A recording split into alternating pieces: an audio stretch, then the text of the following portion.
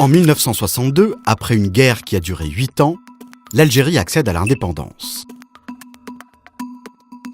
6 décennies plus tard, les promesses d'une société pluraliste et d'une économie diversifiée sont restées lettres mortes. Un immobilisme qui se retrouve sur le plan international, où son intervention est particulièrement discrète. Si l'Algérie demeure en conflit avec son voisin marocain, notamment pour des questions historiques de rivalité territoriale, le gouvernement algérien tente, depuis plus de 2 ans, de participer à la résolution du conflit. L'Algérie est un pays jeune. 2/3 de ses habitants ont moins de 40 ans. Mais cette jeunesse a d'énormes difficultés à trouver du travail. Si officiellement le taux de chômage global est proche des 12%, il s'élève à plus de 26% chez les 16-24 ans. L'Algérie est pourtant un pays riche. Les revenus gaziers et pétroliers représentent 96% de ses exportations, près de la moitié de son PIB, et 60% des recettes budgétaires de l'État. Politiquement, ce sont ces richesses en gaz et en pétrole qui ont permis à l'Algérie d'assurer la stabilité de son régime et de maintenir la paix sociale grâce à une subvention habile des prix de l'énergie. Cependant, tout le reste a été négligé. Diversification de son économie, tourisme, énergie solaire, politique culturelle, minorités ethniques et linguistiques.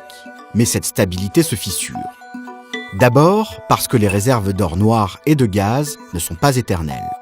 Ensuite, parce que les fluctuations du prix du baril ont largement creusé les caisses d'un État qui s'est engagé à subventionner fortement l'énergie consommée par son peuple. Alors qu'il est le 10e plus grand pays au monde par sa taille, l'Algérie n'exploite pas, pour le moment, son fort potentiel solaire lié au Sahara qui compose une grande partie du pays. Cela lui permettrait pourtant de reconvertir une partie de son économie.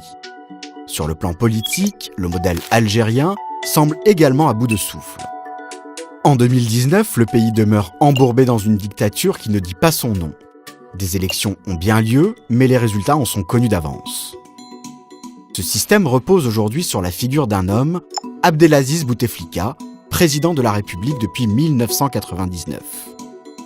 Engagé à 19 ans dans l'armée de libération nationale, il est, pour les Algériens, l'un des derniers héros vivants de la guerre d'indépendance.